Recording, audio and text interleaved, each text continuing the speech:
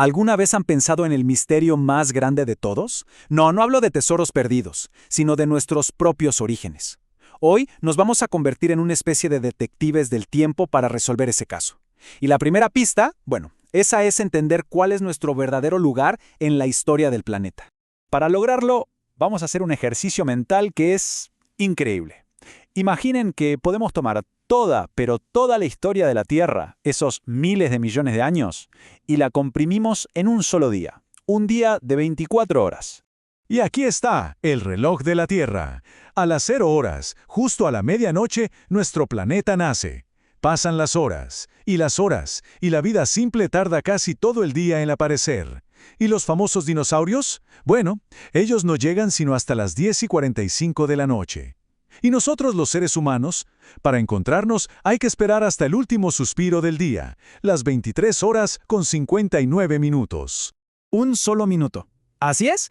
Si toda la historia de nuestro planeta fuera un día, la existencia humana completa, desde las primeras herramientas de piedra hasta los videojuegos, todo pasaría en el último minuto antes de la medianoche. Somos literalmente los recién llegados a la fiesta. A todo ese increíble y larguísimo viaje se le conoce como hominización. Y ojo, no fue algo que pasó de un día para otro. Fue un proceso de millones de años en el que nuestros antepasados, que eran primates, poco a poco fueron evolucionando hasta convertirse en lo que somos hoy. Nuestra investigación Coro Detectives del pasado comienza con la primera gran prueba, la pista clave.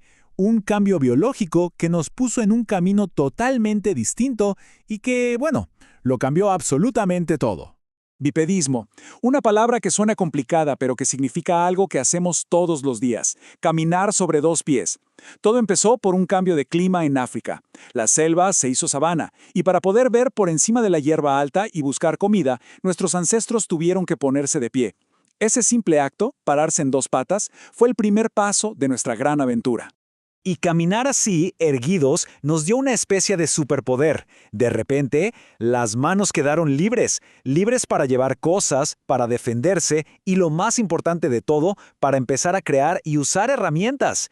Y claro, usar las manos para tareas complejas hizo que el cerebro empezara a desarrollarse mucho más.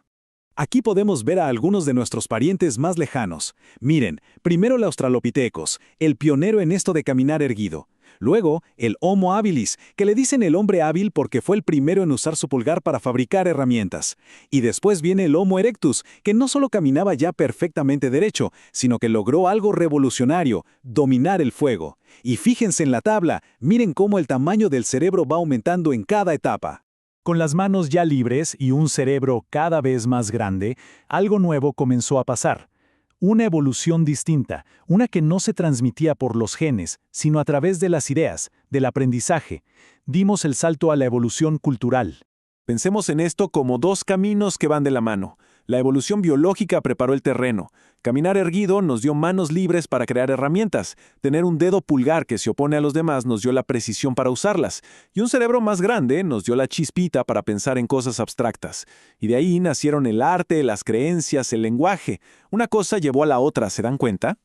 Cada uno de estos pasos fue una verdadera revolución.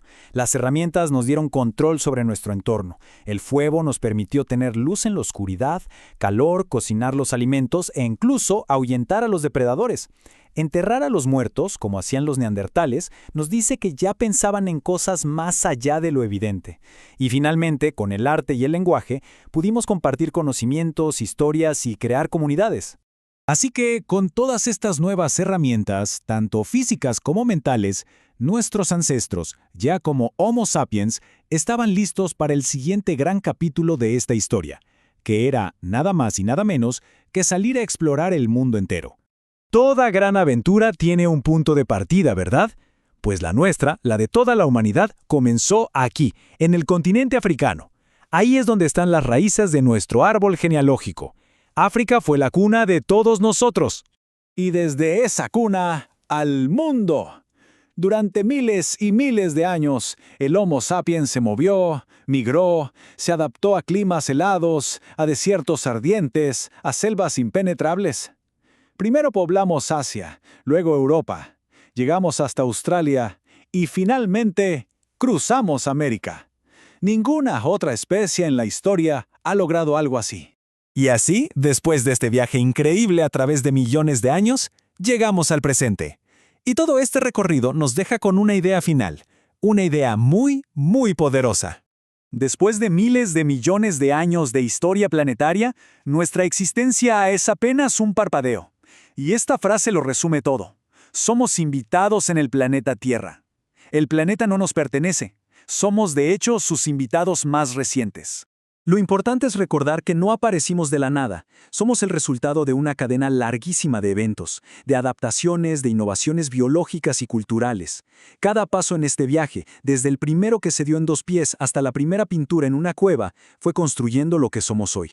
Y todo esto nos lleva a la gran pregunta final. Este larguísimo proceso de evolución nos ha dado un cerebro y una capacidad de transformar el mundo que no tiene ninguna otra especie.